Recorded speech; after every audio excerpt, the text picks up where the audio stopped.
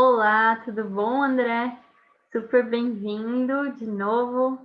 Bem-vindo a todo mundo que está nos assistindo para mais um papo sobre as notícias da semana. Oi, Tami, tudo bem? Obrigado novamente pelo convite para a gente bater esse papo. Não, acho que vai ser ótimo.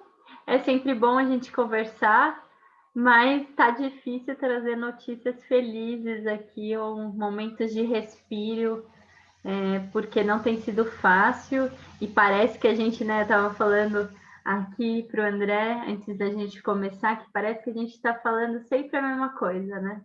Estamos falando que a economia vai mal, que as políticas sociais vão de mal a pior e que nossa vida vai de mal a pior com esse governo, mas é que realmente a gente não consegue ver nenhum momento de respiro, nenhuma luz aí que nos mostre alguma direção diferente, né, André? Você que é economista, André, podia contar para a gente quais são as análises que você está fazendo, como vocês estão vendo que anda a nossa economia e como isso está impactando nas pessoas, né? Ouvir um pouco mais dessa sua parte mais técnica, mas de uma forma mais fácil, que a gente consiga entender, quais são as análises que vocês vêm fazendo sobre a nossa economia, como que está a situação, o que você acha que piorou, melhorou? Bom, o que a gente tem é o seguinte, né? Tem um aspecto menos pior que eu posso trazer, que é o seguinte: logo no início da pandemia, né, e com os desdobramentos que foram tendo, então a pandemia ela impactou a economia a nível global, né? Então, todos os países praticamente foram impactados. A gente teve interrupções, né, do comércio internacional, dificuldades de importação, exportação. Vários países, né, adotaram a paralisação de atividades para um isolamento social, para enfrentamento da Covid, né, da pandemia de Covid. Isso fez, então, com que as perspectivas e os impactos na economia fossem muito grandes, muito fortes. Então, há questões de 3 meses atrás, a gente tinha um cenário de piora do nível de atividade dos países, que é o que os países eles estão produzindo, eles estão comercializando. O cenário era muito pior, né? Mas, no entanto, apesar de agora as revisões nessas perspectivas demonstrarem um cenário menos pior, ainda é um cenário muito grave, gravíssimo, na verdade, né? Então, por exemplo, para a economia brasileira, inicialmente a gente chegou a ter perspectivas de retração no PIB, né? Ou seja, de queda do nosso produto interno bruto, de tudo que é produzido no nosso país, de algo em torno de 9%, né? Agora a gente tem perspectivas e revisões dessas perspectivas apontando que o PIB ele vai cair, né, as diversas projeções que estão tendo, né, por instituições oficiais, entre 5% e 6%, né? Então, o próprio Fundo Monetário Internacional, recentemente, né, essa semana, publicou um documento, né, cuja projeção para a economia brasileira é de uma retração de 5,8. Então, assim, é, a retração vai ser menor, né, mas ainda uma queda da nossa atividade econômica muito forte, né? Isso tem vários impactos. Só que o que é importante destacar é que esses impactos eles são diferentes, tanto regionalmente e localmente, quanto também para os diversos setores de atividade econômica do nosso país. Então, tem setores de atividade que vão se recuperar de uma forma muito acelerada e Uhum. outros setores vão demorar muito tempo para recuperar e é possível que ainda piore mais antes de melhorar, né? Então, é um processo que a gente chama que é um processo de recuperação que a gente vai enfrentar, Uhum. da nossa economia, que ele é frágil, instável e desigual, né? Então, essas características, elas compreendem exatamente essa diferença de impactos, né, para diferentes classes sociais, para diferentes setores, para diferentes regiões do nosso país. E isso, até alertado pelo próprio Fundo Monetário Internacional, vai exigir, principalmente no caso brasileiro, de ações para evitar com que o setor empresarial seja mais forte, seja impactado negativamente, né, de uma forma ainda mais forte, as famílias também, né, e que garantir, dada a piora nas condições de vida da população, então piora na renda, piora do mercado de trabalho, né, aumento de desemprego, aumento de vulnerabilidade social, isso vai exigir medidas, a manutenção de medidas emergenciais para garantir a subsistência da nossa população, né? Então, o cenário econômico é um cenário muito ruim, né, que está sendo traçado, e que vai ser uma recuperação para a gente voltar em níveis pré-pandemia. Nós vamos demorar muitos anos, vai ser um processo muito lento de recuperação, né? Então, não tem perspectivas de que a gente melhore essa situação para o próximo ano, por exemplo. Isso Não, vai ser muito, vai demorar muito, vai ser muito difícil que a gente retome a economia a níveis como a gente estava, enfim, antes dessa pandemia, mas até melhor. Isso vai depender de muita medida do governo, né, André? Eu não sou também, especialista em economia, mas eu fico vendo o quanto isso traz de impacto na vida das pessoas. Então, a gente falou nessa semana que passou sobre o aumento dos preços da cesta básica, que as pessoas não estão conseguindo se alimentar, a gente aumentou, assim, segurança alimentar, né, aqui no nosso país, 10 milhões de pessoas em situação de segurança alimentar grave, 13 milhões de desempregados. Então, eu fico vendo isso, e aí saiu uma notícia na BBC, você falava dos impactos, e aí eu estava vendo uma notícia na BBC que estava falando o quanto de despejo a gente está tendo, né? A gente nem chegou a falar muito de moradia nesses últimos tempos, mas o quanto de despejo a gente está tendo por conta da alta, né, dos preços, mas não só da alta dos preços, porque acho que os aluguéis eles pouco aumentaram, talvez, nesse período, mas porque as pessoas perderam os empregos. Então, a professora Raquel Ronick, ela estava falando, né, o laboratório das cidades, o Lab Cidades, ele é um observatório que olha remoções, e eles acompanham essas remoções que são coletivas. Mas ela estava falando que aumentou muito o número de remoções de pessoas, na verdade, que estão vivendo agora em ocupações, porque se você considerar, né, os despejos individuais, informais, em detrimento do não pagamento de aluguel, esse número ele é muito grande. E que as ocupações, já está sendo observado um número, né, um aumento nas ocupações que a gente tem na cidade, porque as pessoas que estavam pagando aluguel nas periferias, né, nas regiões mais vulneráveis, já nem isso estão conseguindo pagar, não estão conseguindo pagar nenhum aluguel. Embora tenha uma recomendação, né, do Conselho Nacional de Justiça para que as pessoas, para que os tribunais, né, não despejem as pessoas durante a pandemia, isso ainda é mais uma orientação do que uma regra jurídica mesmo que proíbe, né? Porque o Congresso tinha aprovado essa lei proibindo os despejos, mas foi vetado pelo Bolsonaro. Mas,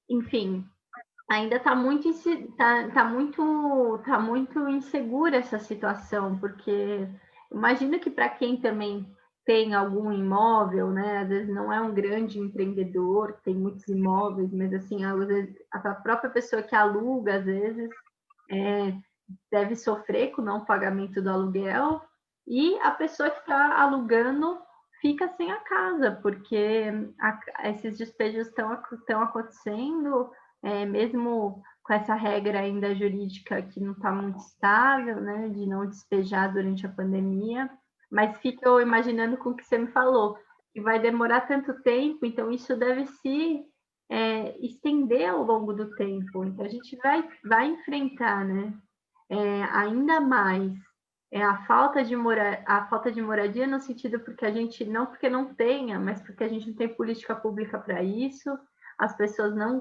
conseguindo pagar seus aluguéis, indo para ocupações, as pessoas continuarão em situações de desemprego, de subemprego, e isso vai agravar muito a situação da população como um todo.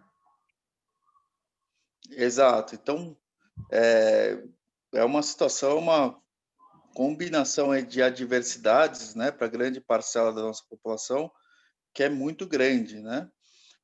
Então, semana passada a gente comentou muito do aumento dos preços dos alimentos, né? Então, para a gente ter uma ideia, né, pegando o índice da cesta básica em São Paulo, como a gente falou, em 12 meses já aumentou quase 20%, né?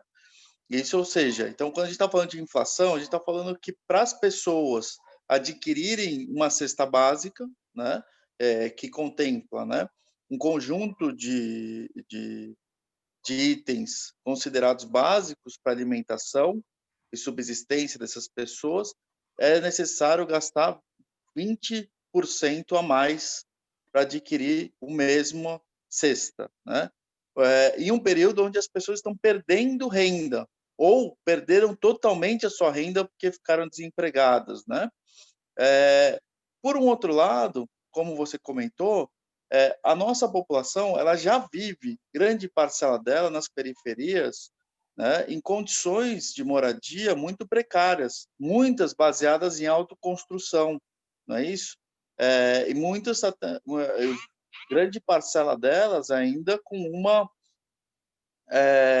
deficiência, né, a falta de acesso a saneamento básico, água encanada, não é isso? Uhum. E a gente está vendo que para as pessoas que alugam imóveis, né, e que possuem contratos de locação, ainda há uma perspectiva de que esse aumento da inflação não só impacte o preço dos alimentos, mas também tem um impacto muito forte no preço dos aluguéis, né? Então, o IGPM, né, que é calculado pela Fundação Getúlio Vargas, que é o índice usualmente utilizado nos reajustes de contrato de locação, é, está acumulando aí também praticamente 20% de aumento, né? Já atingiu 18% nos últimos 12 meses. Né? Isso se traduz que os contratos que vierem a ser reajustados ao longo dos próximos meses vão acabar, né, contratualmente, por conta dos termos do contrato, sofrendo um aumento significativo de mais 20%. Então, as pessoas estão gastando mais para morar, né, gastando mais para se alimentar, não é isso? Uhum. E, por um outro lado, a renda tem caído drasticamente. As condições de vida, então, o custo de vida da população e as condições de vida têm piorado significativamente, né, nesse período. E das mulheres, Então, então, nem se fala, viu, André? Porque é cada dia mais difícil. Eu estava vendo algumas notícias, mas a gente vai vendo isso. Cada dia é mais difícil as mulheres conseguirem manter, quem está com emprego, conseguir manter seus empregos, em virtude dessa tripla jornada que as mulheres enfrentam de cuidar da casa, de trabalhar, de ter que estudar, de olhar os filhos, fazer tudo ao mesmo tempo. Então, tem muitos, né? Tem uma reportagem que até aponta aqui que os escritórios tendem a ser escritórios só para homens, porque as mulheres enfrentam aí uma batalha muito difícil de lidar com tudo isso em casa. E quem hoje depende, quem não tem esse trabalho, não tem nem a possibilidade de trabalhar, né, no caso das mulheres, André, as mulheres, enfim, cresceu o número de violência doméstica, as mulheres não têm para onde, não tem uma saída, né, para esses momentos, para essa situação de violência que muitas sofrem, são violências das mais diversas, né, psicológicas, físicas, verbais, enfim.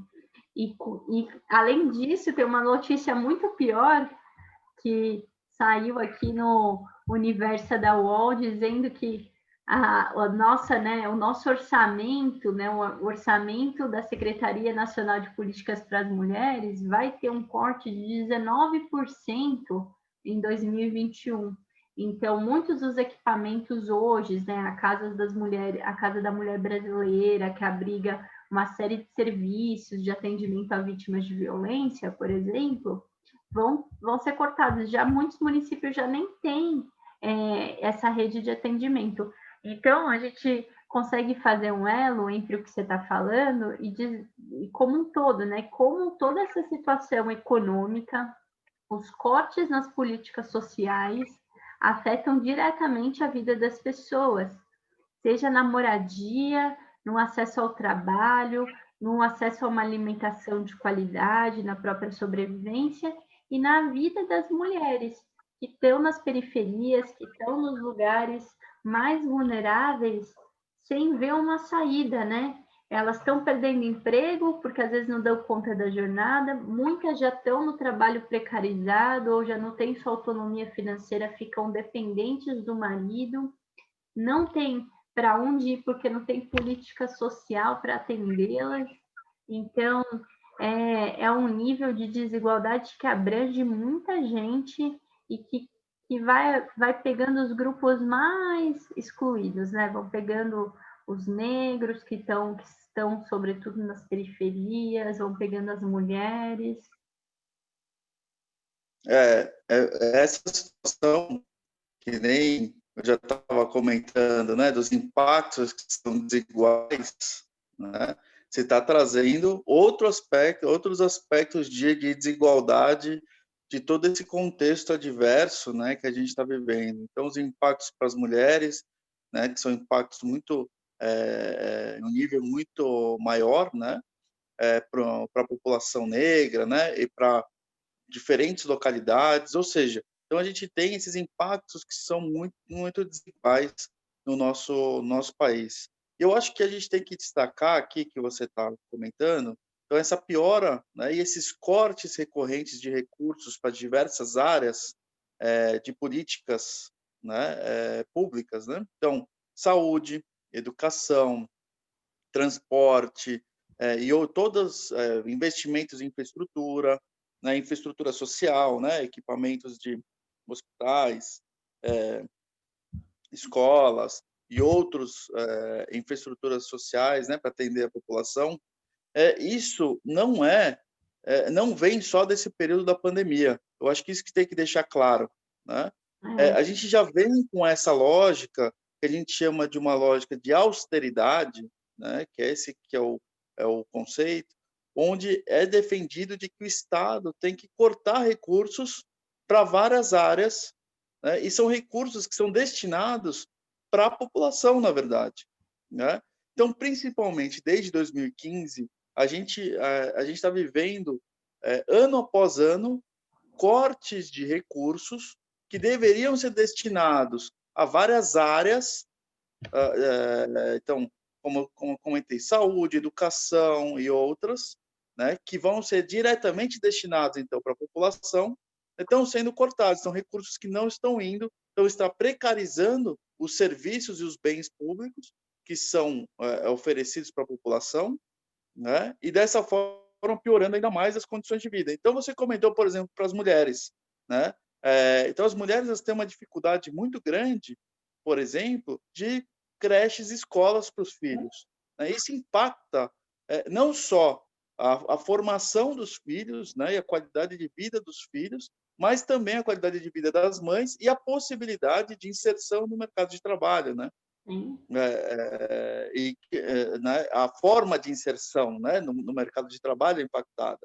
Né? Então, esse é um exemplo. Outro, por exemplo, a gente enfrentou uma pandemia, né, está enfrentando uma pandemia, onde o nosso sistema de saúde público vinha, não dá conta e ao longo dos últimos anos foi sofrendo cortes de recurso, né, ano após ano, né? Então precarizando, dificultando, piorando as condições de acesso a esses serviços e serviços de qualidade para a população. E a gente tem que destacar o seguinte: esses serviços, a população paga por eles, né? Toda vez que a população consome, que é diariamente, independente do nível de renda, certo? Tem os impostos, que são os impostos diretos, e também existem os indiretos, que estão embutidos nos produtos, né? Então, elas estão pagando indiretamente os impostos que são destinados no orçamento público, certo? A várias áreas, né? De bens e serviços que são ofertados. E também a gente precisa destacar que como que a grande parcela de tudo que é arrecadado pelo Estado é proveniente, é oriunda, né? Do consumo, certo? E como, então, os impostos são indiretos, né, que estão embutidos nos produtos, a população de menor renda é a que mais acaba pagando impostos proporcionalmente à sua renda. Então, uma pessoa que ganha um salário mínimo chega a pagar de 30% a 40% da sua renda de impostos, né? E a pessoa fala, não, mas eu não pago imposto de renda. Não, mas é porque dentro Dentro o do produto que produto que você você está compra. adquirindo, já na formação de preço deles já está embutido os impostos. Por isso tudo Né? fica, isso, vai ficando cada dia mais caro e você vai vendo seu dinheiro sumir no final do mês, sem de fato, né, ter comprado muita coisa. Exato, e ao mesmo tempo, esses impostos que são pagos, né, pelo conjunto da sociedade, está cada vez menos sendo destinado, né, revertido novamente para a população. Ou seja, então, o Estado, que tem que fazer o papel, né, de alocação e de distribuição desses recursos para várias áreas, cada vez mais esses recursos estão sendo cortados para as áreas e atingindo principalmente quem? A população de menor renda, que são os recursos para a educação. Então, quando a gente vê uma matéria falando o governo vai cortar mais 1 bilhão da educação, mais 2 bilhões da educação, do ensino superior, né, das universidades, do ensino básico, ou vai cortar da saúde, ele está tirando dinheiro que seria destinado para a sociedade, para a população usar esses recursos. Né? Então, acho que a gente deve deixar bem claro.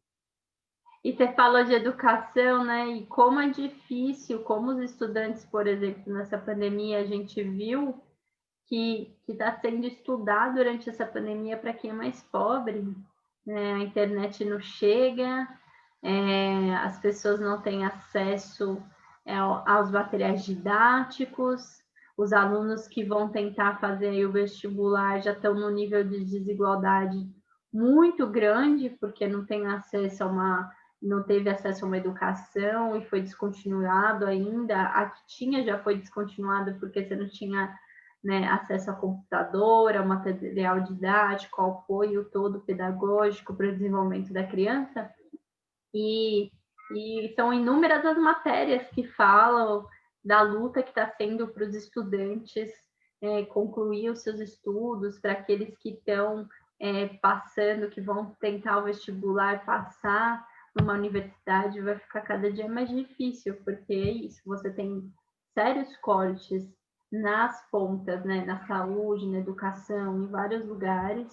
Você não teve uma política para olhar a infraestrutura das regiões, então, para oferecer banda larga, para que a gente tivesse as condições mínimas para as pessoas conseguirem continuar seus estudos, por exemplo, e a gente vai aumentar cada dia mais o nível de desigualdade de quem tem a oportunidade de fazer, então, uma faculdade, de ter outras oportunidades na vida, né? Cada dia mais parece que aonde que você nasce está determinando as suas possibilidades de futuro.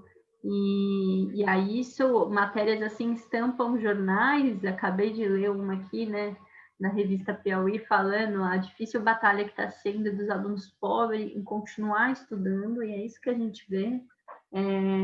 E é a realidade, né? É a triste realidade que a gente vive. Exato. E o que a gente pode ainda trazer dessa questão é que estamos discutindo no nosso país a implementação do 5G, né?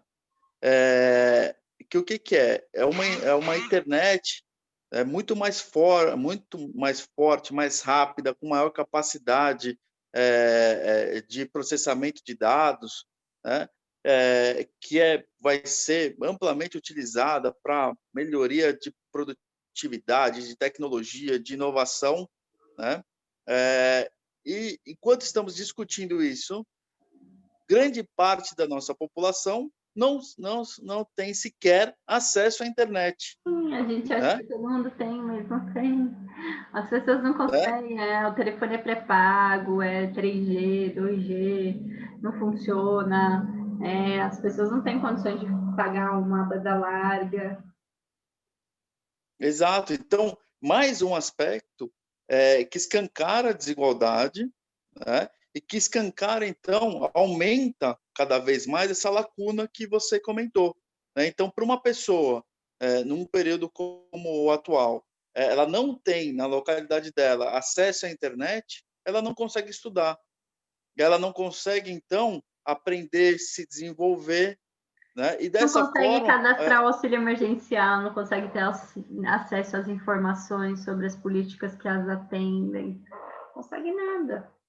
exato, exato. Então são vários aspectos, né, que são escancarados, né? Então o Brasil, que é um país de dimensão continental, né, ele apresenta todos esses aspectos de desigualdade nas diversas localidades, né, do nosso país.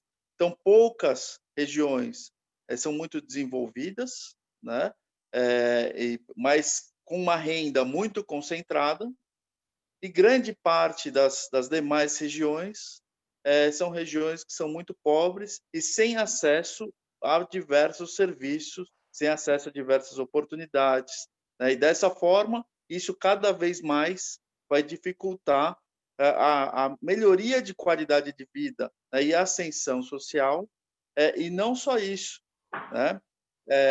Essa população, então, nessa parcela da população, a gente vê que está passando cada vez mais necessidade, né? Então, que é o que a gente já veio comentando há muito tempo, insegurança alimentar, né? Ou seja, questões muito básicas, é o que a gente começou falando no começo dessa conversa, né? A E as questão... pessoas não, e as pessoas vão um, ficando desacreditadas, né, André? Porque aí é isso. A vida não melhora, as políticas que deveriam ser implementadas não são. O crescimento econômico ele só funciona para algumas camadas, ele só concentra renda. E para piorar, a gente abre as notícias no jornal e a gente vê o quê? Os casos de corrupção na política, a gente vê o senador que guardou dinheiro na cueca e que agora os senadores que vão julgar se ele pode continuar ou não, e que provavelmente vai continuar o seu mandato. Então é difícil as pessoas de fato voltarem, quererem discutir política quando a gente tem uma situação, né, de extrema desigualdade, de nenhuma política pública sendo pensada para as pessoas, e ainda a gente continua a ter os casos de corrupção, né? Um presidente diz que não tem nada a ver com a família dele, que ele não é amigo dele, é isso, né? E vira essa palhaçada. Então é difícil as pessoas terem crença de que é possível a gente fazer alguma coisa diferente. Mas é muito ruim se a gente só se ausenta também, porque é essas pessoas que vão continuar decidindo para onde que vai o dinheiro, para aonde que vai ser investido, se vai ter ou não vai ter política para a gente, política social. É importante que, ainda que a gente tenha todo esse cenário que desanime, a gente esteja batalhando para fazer alguma coisa, esteja nos movimentando, olhando e pesquisando de fato em quem a gente vai votar, porque é isso que é isso que acontece, né? Se a gente se ausenta também, eles vão lá e decidem por nós. Exato. E a gente precisa repensar, né, dessa forma e mudar radicalmente muitas questões, né, muitos aspectos hoje que estão envolvidos no ambiente, nas gestões, né, municipais, estaduais, federais, em todo esse ambiente político, porque é o que você está trazendo, né? É a partir desse ambiente político que a gente consegue também fazer mudanças, né? Sim.